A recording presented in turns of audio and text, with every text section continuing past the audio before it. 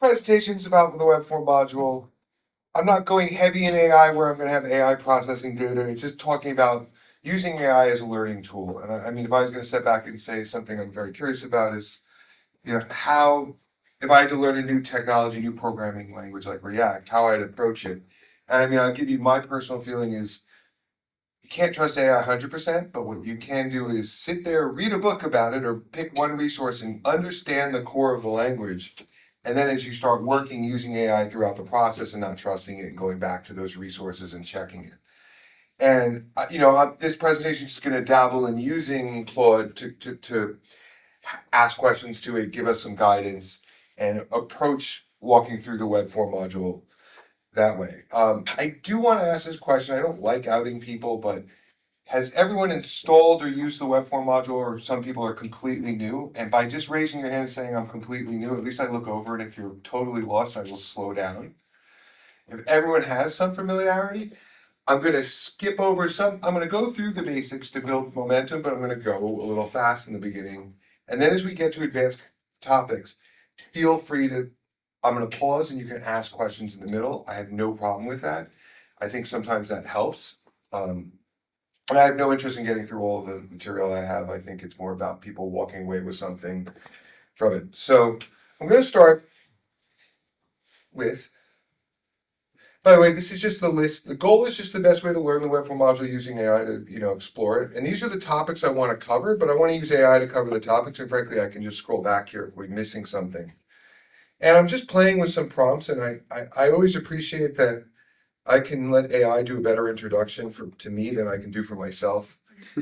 It's just the truth. I mean, there's some things you can ask. It's very polite, but you can ask it hard questions like what sucks about the web form module, and it will give you that response. It's pulling a lot of stuff from Drupal.org. I go by Jay Rockowitz on the web. People call me Jay. My main contributions is the web form module, which is I've been doing the web form module since Drupal 8 for about 10 years. I also do the schema.org blueprints module, which there's some presentations out there about me. It's pulling from drop times, which pulled stuff from my website. I've been doing CMSs for 20 years. I'm based in New York. I work primarily for a hospital, Memorial Sloan Kettering Cancer Center.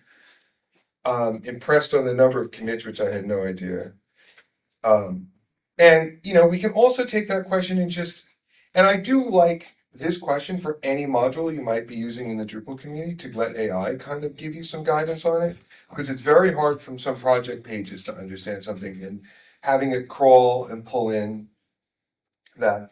And you just have to make sure the prompt is right. I will emphasize, I constantly am referring to web form module for Drupal. If I don't, it starts to go, you'll start to see hallucinations because the word web form is in there and that's a topic on the web.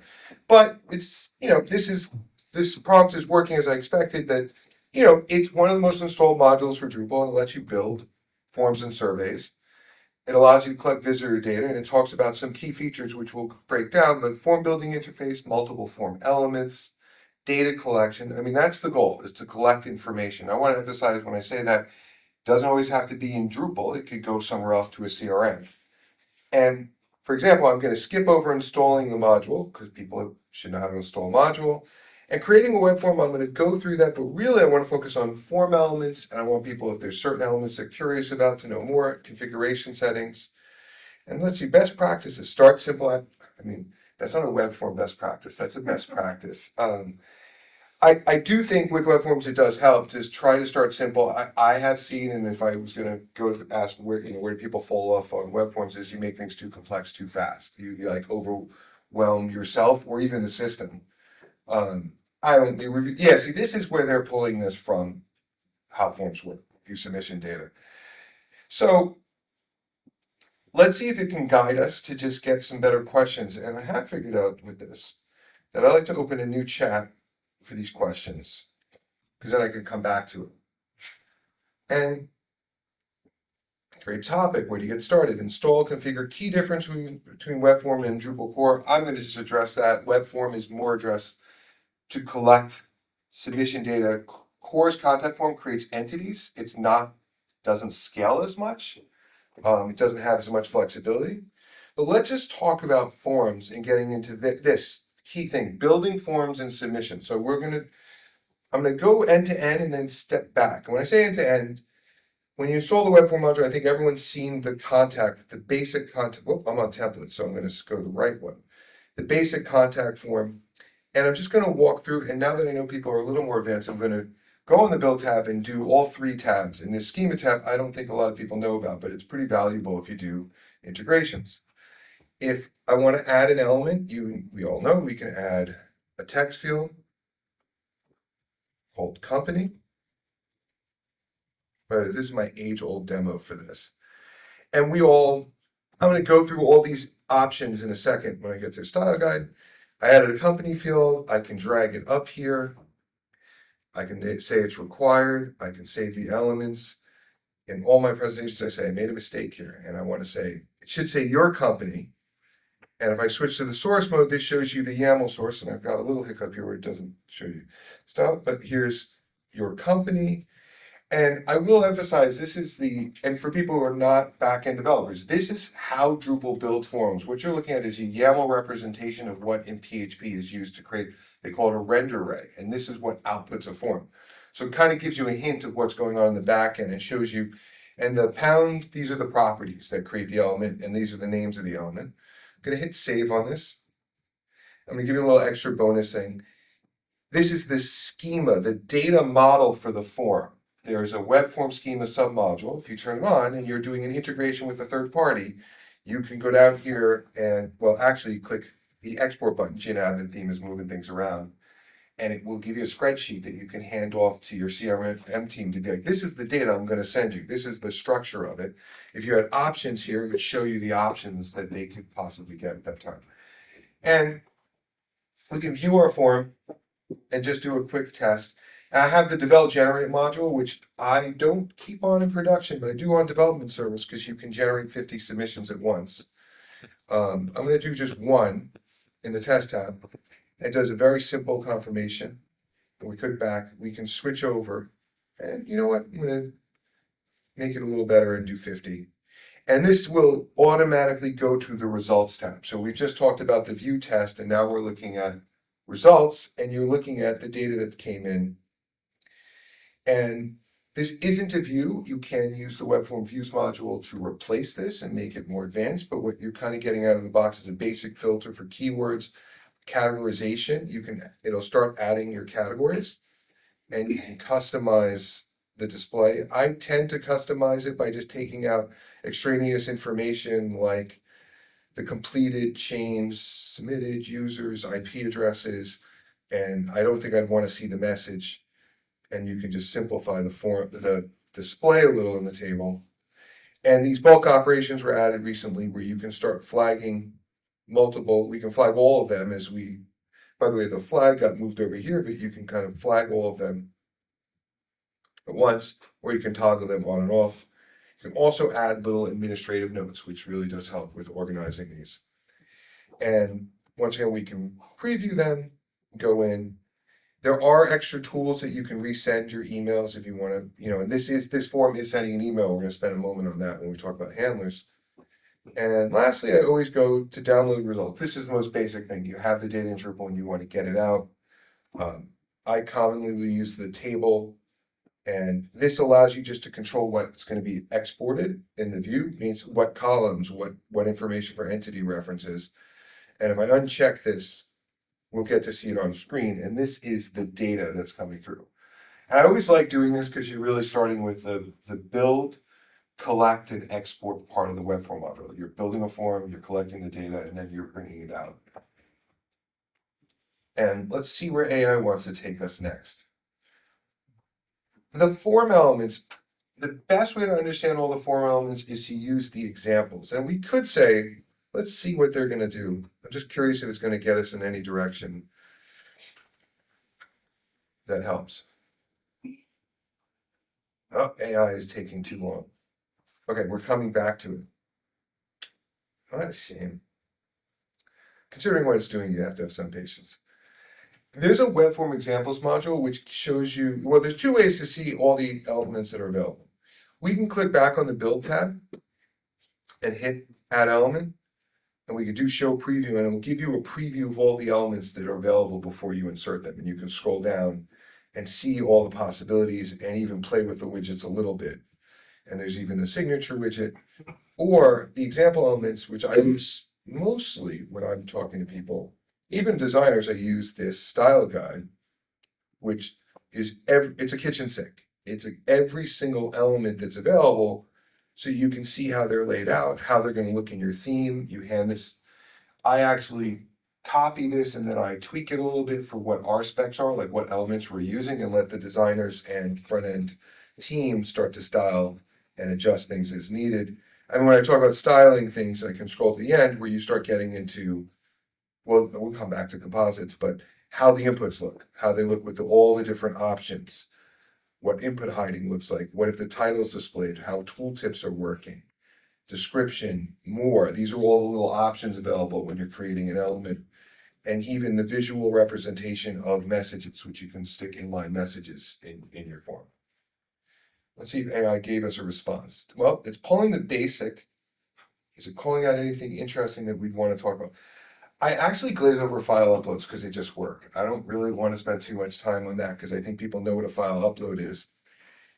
It isn't going, let's see, going into composite elements, the composite and computed elements are probably one of the most valuable ways to, when you're building large forms, to organize it. A composite element is a bunch of elements working together, like an address field, or if you're collecting a name, or even if you're collecting contact information on multiple forms, you can create a composite element. You could create a reusable composite element that on your site is my organization's contact information that you want to collect, and then you can just keep reusing it. And I can walk through that one. There's actually, once again, there's an example of a composite element. This just shows you how to build one from scratch. And this shows you the code if you're going to do a programmatic one. If we were going to go back to this, actually add, let's say we wanted to grab someone's address, we could show that one. There's an out of the box. If we hit add element, address, you're going to see two, and you're going to see example. This is it's a composite address element provided by the Webform module to get basically a US address. And at the very bottom, the advanced address is the address module being exposed to Webform. And this one lets you toggle between the US, whatever country you want. We hit add element. You can go in and tweak little aspects to it. Let's just add this. So you can say you can change the labels, the values, how it's displayed, what's required. I hit save. Oh, title key. Oh, I forgot to enter address. Okay.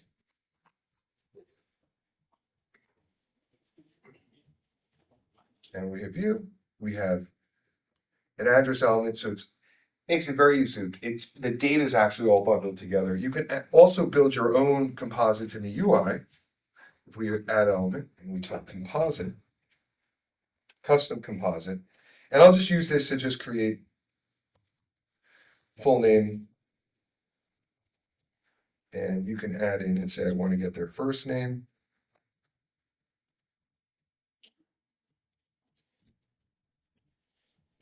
We need to select the type, text field, add another one, last name.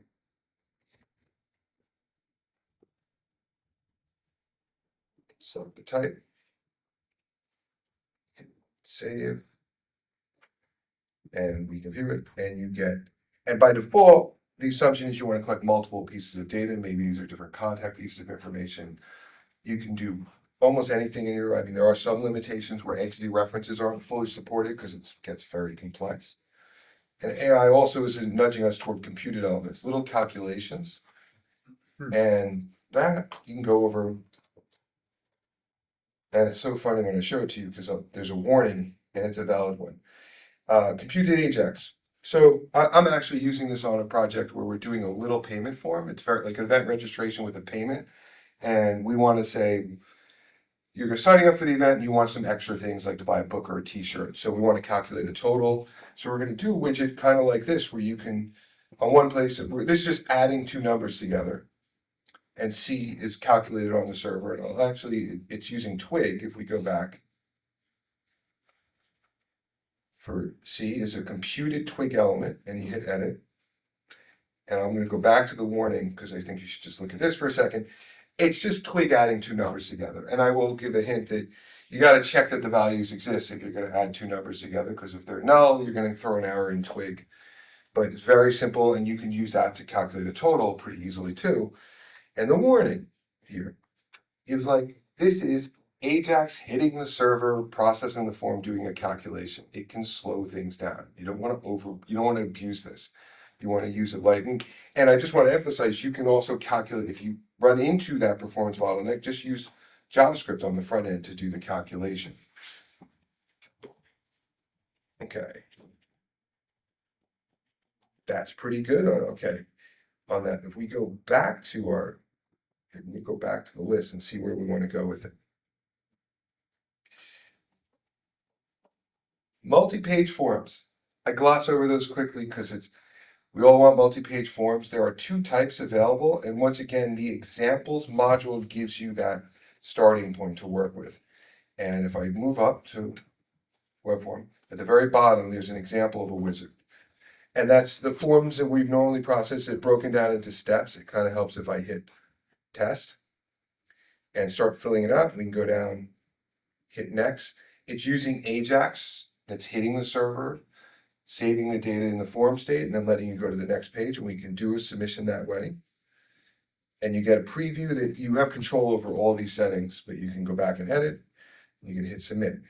If we switch to the back end, because I haven't really talked about it, the build, there's a little nesting going on here. You're creating pages and then nesting elements underneath those pages. But there's a submodule, so this is all server side. It keeps hitting the server each request. There's a submodule called the Webform Cards module. And what it does is it moves, and I'll show it to you and then let AI explain it. What it's doing is converting these to cards. These are all front end containers that are displayed. So if we switch over and go to test, it looks the same, but I can actually even click the arrow key, and this isn't hitting the server. It's just getting all the data as like a single page application. So it's much, much faster. I specifically use this feature. If you want to do single question forms where you got like 32 questions, like I'm doing a screening tool, and you got to ask all these personal questions, which it does make sense. If you have a screening tool and you're asking for personal information, asking one question at a time helps guide someone in an easy way. It's very performant because you can just go through 32 questions and it's not hitting the server, it's all JavaScript. I like letting what's the difference? Sorry. Webform. Wizard. Culprits. Drupal. Don't forget Drupal. It will start like making up other wizards. I mean, and I gotta say, sometimes it just does a better job of breaking things down. All pages load at once. They have a slide transition. They're smoother, more app-like. You can navigate that. It does require JavaScript enabled, but I think we're done with that. We all accept that JavaScript's there. I always appreciate that AIs are doing these side-by-side comparisons, and we'll probably come back to one or two more. Instead of, let's go to a different question and approach this from a different angle. I think that's part of this is like, if you're trying to use AI, you just have to keep approaching your questions from different angles, because it's going into advanced features, submissions. It's breaking things down. If you ask it a more specific question, like let's go with what are some advanced features?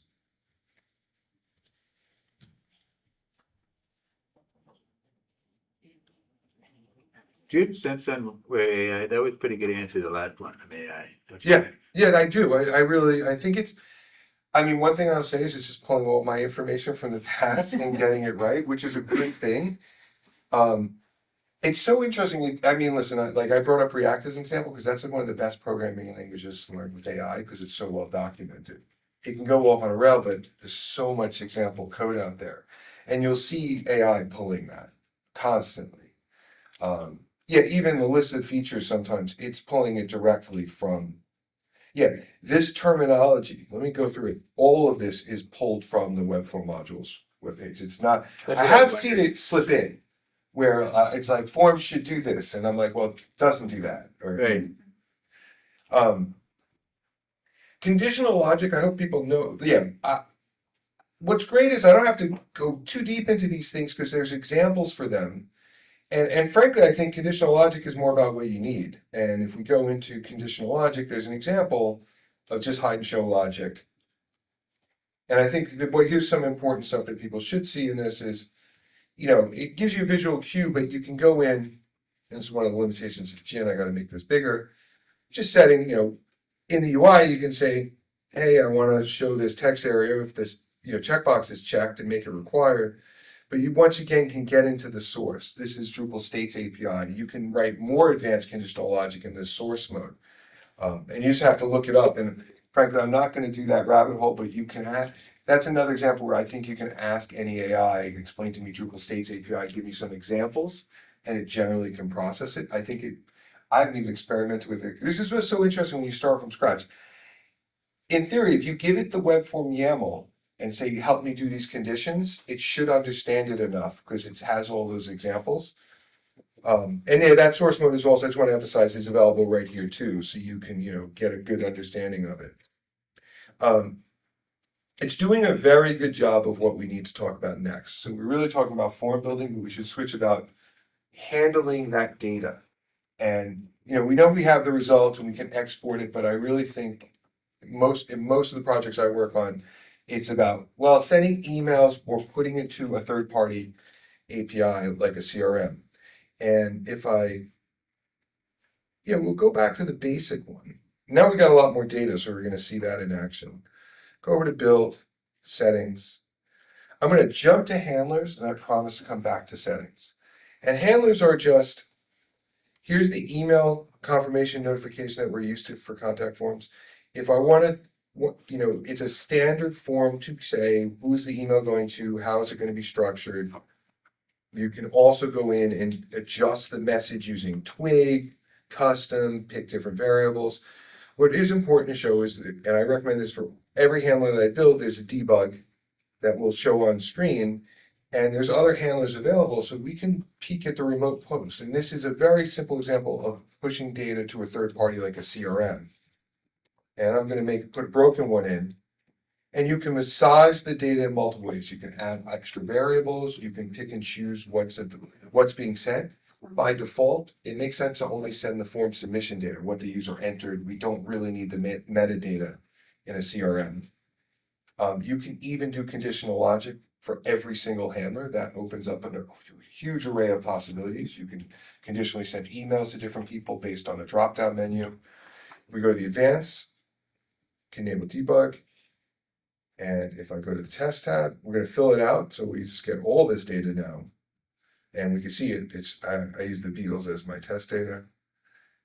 So the email, this is the email going out, which is, by the way, it was only configured to send the message as of now. So we're just getting that data, but the remote post will show you all the raw data that would be sent as a post, form params. By the way, it shows you the benefit of composites. It's a collection of data. And the debug will tell us it's not going to work as expected. This is the beginning of the iceberg of integrations with third parties, because in the Contrib ecosystem, there's like 200 plus modules that will push to Salesforce or City CRM or basically any application you want. I love that it's open source. You can look at their code and copy it for your integration. Yeah, which is exactly what I had to do for my client.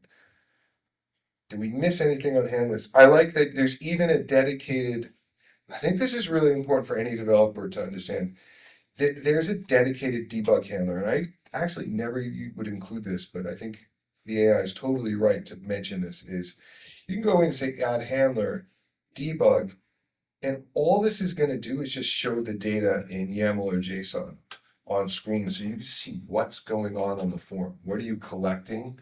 Maybe if something's wrong, and then when you're integrating with another system, you can look at that.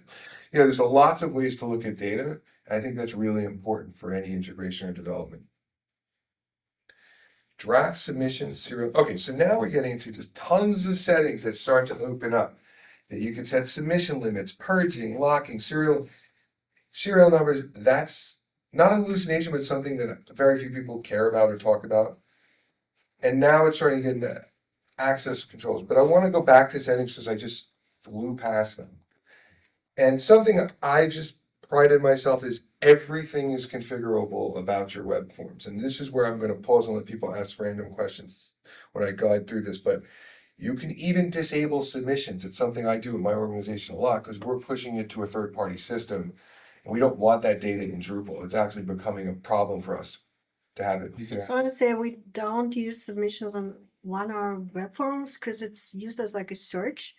And so we don't need like all the submissions from the users to search and they get Mhm. redirected to somewhere using the data, Yep. but we don't collect. So it's pretty, Yeah, it's you not a can- use case. Yeah. I mean, the other, we're going to go to a real, you brought up a good, see, I like these questions because you bring up a ridiculous advanced feature that is worth noting.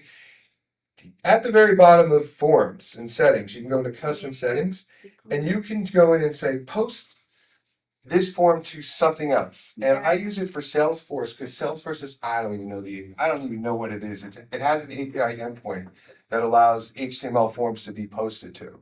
So we're building the form in Drupal, we're capturing, someone gave us the sample HTML, we rebuilt it. It even has caption, we recreated those elements.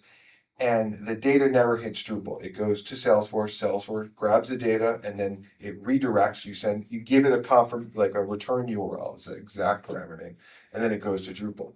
So you can kind of do this as a decoupled. It's just a front end to a totally different application. Conversely, if you really love your Drupal site and you want to say, I want this contact form to be on many different sites that aren't Drupal, and I'm scrolling fast, but let's see. I'll slow down for a second. These are path settings. You can also, if you turn on global dialogues, you can have your forms open in dialogues. I personally love this UI UX where you just have like contact us and it pops open a modal dialogue on your site and then they fill out the form and they hit submit and it goes away. And you don't always want to redirect them off the page. And there's a share module which allows the opposite of what we were talking about, which is you can say enable sharing.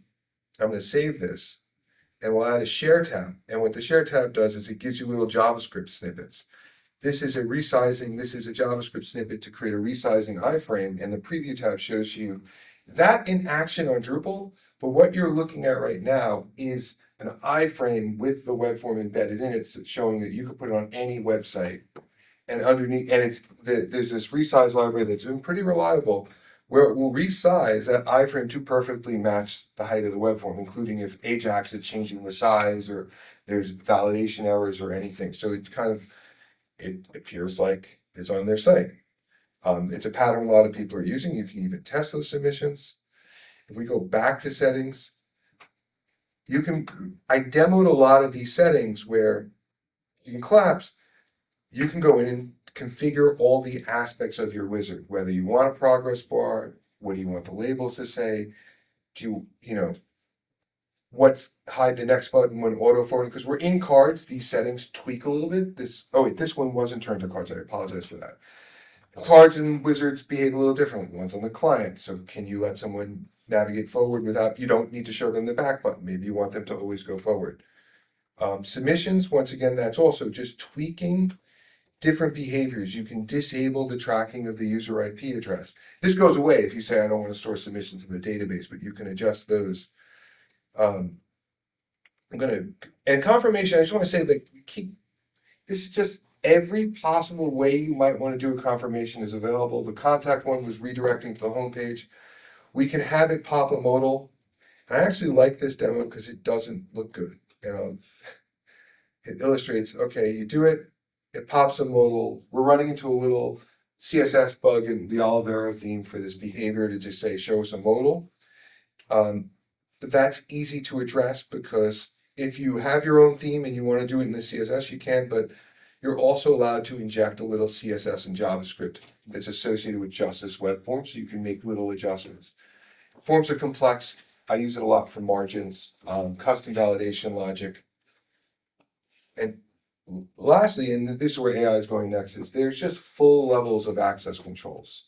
So on a form level, you could say what roles, users, and what roles, permissions, and users have access to what behaviors, down to who can view a submission, edit a submission, delete, even test the form.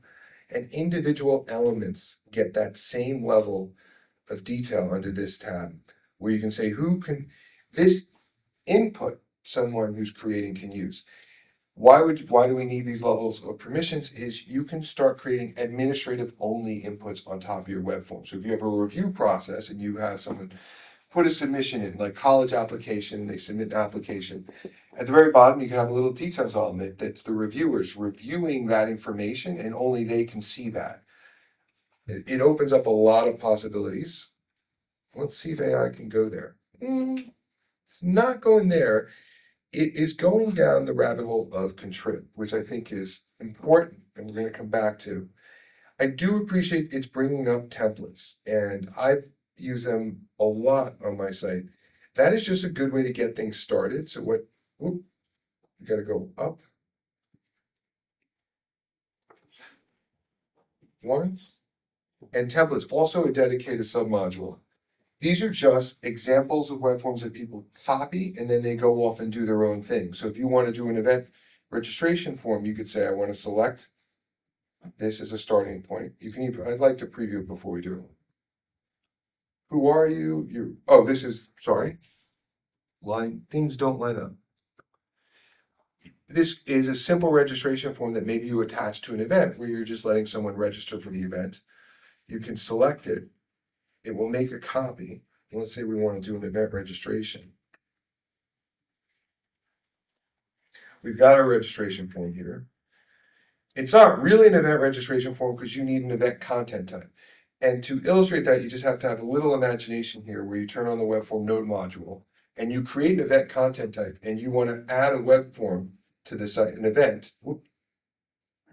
Yeah, this is going to go, you know what? I'm going to show you this to you because I think it's better to illustrate it. And I'm going to peek at the time. I'm fine. Content types. We know how to create an event. You go here and say events. Save. Add a field. We need custom. Plain text format. Choose your field type. Reference. Web form. Continue. We're adding a web form to an event. We're going to just add one. Boom. Now, if we go back to our web forms, and I'm just going to use the back button, and I go to do references, I can add an event which adds the web form. So I'm creating event registration. It has, so my events, imagine you have dates, and at the very bottom, you can even say when it's open and closed. So the form is open only when it closes when the event happens, and you hit save, open and close, because I did do that. I'm going to just say it's open. And we now have an event with a web form attached. And why is this important is if I was to go in and Jin hides the test tab and start adding some results to it, let's just add 10. This node, we use it differently. Test. Register. That's not going to throw an error. That's the develop module moving too fast. We go to our submissions. This is my submissions, but if I go up to the events, my event, go over to here and go to results, we're only collecting submissions for that event, not, so the form is completely reusable. So that we really are just talking about placing a web form on a node. You can also place it in a block. You can place it in paragraphs because paragraphs are entities. Let's go back to my notes and see where we want to go with the more advanced things, which is, this is a good example where AI works really well because this is a question everyone asks. What is the best way to prevent spam via the web form module for Drupal? Let's see where it goes. It's going to hunt, it's very interesting. It will go back and forth between Honeypot and Antibot as the recommendation. I think I more lean toward Antibot and then adding Honeypot on top of it. But it did, and the other day it was doing Antibot first. And does it even mention antibot? It doesn't. So it's pulling it from some other resource. Yeah. That was there, one paragraph up, Antibot. one more. Okay, so additional message. And the good part is these are accurate. They're not totally wrong. The Kismet, these are just paid services. Molem discontinued, but alternatives exist. Antibot. Custom validation, I've seen people do some weird stuff where they like, I don't want to allow Russian characters in my web form. And there's modules for that too. And I'm going to do one other one. Is definitely for extending it, it's asking like what contrib modules. If you're looking for an integration with a certain product, you can ask about it. It will pull up articles. Let's see where it's going. Yeah, this is starting to go through all the different types of add-ons. Of course, it's going to go to spam first because that was the last question. MailChimp integration, where you can use this as a front end for MailChimp. I recommend using Symphony Mailer for your email support if you're using SMTP. And now it's starting to do all the integrations with commerce, CRMs. I'm curious, Entity Print, if you want to generate PDFs, it works really well. And let's see, score. Oh yeah, I'm going through. So yeah, I'm very impressed on the amount of modules that have been created in the community and how it's going on. I actually wanted to end. I've got 8 minutes left. I'm going to show you the most recent module I created, and to get AI to summarize it properly, I have to actually put the URL in because it was created like in the last month for a very interesting use case, especially if people are on Acquia, they'll be like, oh yeah, I need to use this if you're collecting data. It provides a toggle to disable all web forms that save submissions to the database. So my use case on Acquia is we have to move our MySQL database from one version to another. And that migration or shift, we had to move it to different locations, takes about 3 hours. We don't want to take the site down for 3 hours, but during the move, your old site's off, moving to the new site, you're losing data if people are submitting forms. And we don't want to put the site in maintenance mode. And we, mostly anonymous traffic, this is the only thing that's collecting data on the site. We don't have comments turned on. I don't really recommend doing that. So the no submission module, all it does, and it's literally like maintenance mode light. If we go over to, sorry, that went, extend configuration. Boy, the gin admin thing, sometimes I lose it. Okay, development. We know maintenance mode is here, and you get a web form no submissions. It's just a checkbox. You save configuration. You go over to structure, go to your web form. I'm going to have to open an incognito tab. It's going to give us a big warning. It's exactly maintenance mode. I didn't use AI to generate it, but conceptually you could be like, take the maintenance mode and apply it to web forms. So all web forms that save submissions are disabled. I do want to emphasize the nuance. We have, my organization does appointment forms. Appointment forms go to an external service, but for event registration, we store the data. So there's a nuance. Some forms don't have to be taken offline when you're going into this mode. And that's what they get. They get a quick message. I do want to shout out, it's always important when you show a module to be like, there are similar modules. There is a read-only module for Drupal that doesn't support web forms, but it does read-only on everything else. It does read-only on all forms. So the idea is this is trying to just kind of make your site completely anonymous where it's not collecting data. I had problems getting it working, and what's tricky for me was this was the specific use case we had. So that's why you created this. Yep, and it's just a lightweight, and it's got test coverage. To wrap up, what I like to do is this last one, and we'll talk, and people can ask questions. If you say, give me the elements. So this is a prompt to say, create me form elements in YAML for a user registration form based on, because I like schema.org. So schema.org is a spec for naming things. I wish this existed when I had started out as a developer because it gives you guidance on how to name things properly. And it's just spitting out from a spec, and I can open the spec up, schema.org, person, on how you should name things, using additional name, first name. You don't use first name, last name, you use given name and family name. And if we go here, it is spitting out the YAML. Let's let it look at, here, let it finish, and then I'll pull it up into a sidebar. And you have to use I accidentally in Claude, if you use Haiku, you have to use the advanced model to get it to be accurate, or it starts hallucinating. There we go. We can open this up, and we get a perfectly structured form with examples. There are some issues here where it's not indenting fully, but this is totally spot on in the character count. It's experimenting with max length. It's giving you a lot of guidance. You can use this as a starting point and then go through and start to understand all the options that are available. I appreciate that it does other really well. There is a dedicated other element, but this is the right way to do it. Even with the email address, it's nudging toward pattern validation. I will throw out there in Drupal, the email validator supports, you don't have to have a subdomain. You don't have to have .com at the end of an email address. It's just, because that's actually part of the spec. So anyway, we've got 4 minutes left. Any questions? Just want to